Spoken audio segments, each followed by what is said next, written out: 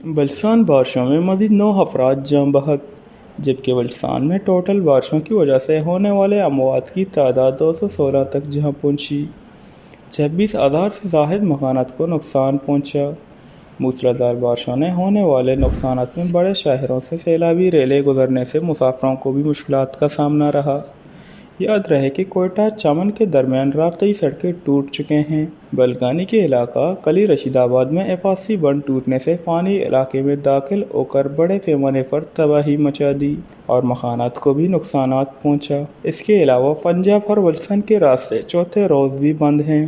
P D M اے نے ایک اور الرٹ جاری کر دی کہ آج صوبے کے بیشتر علاقے میں بارش ہونے کا امکانات ہیں۔ یاد رہے کہ سیلابی ریلے سے کلات میں ایک اور ڈیم ٹوٹ گیا۔ حال ہی میں لسبیلا کے لونڈا ندی پل ٹوٹنے سے فورٹ منارہ میں ہر قسم کے راستے بند ہیں۔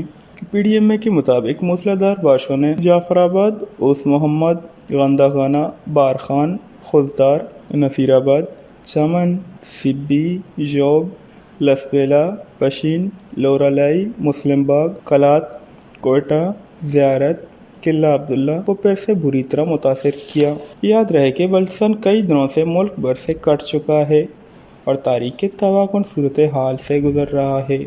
ویش نیوز، بلوچستان۔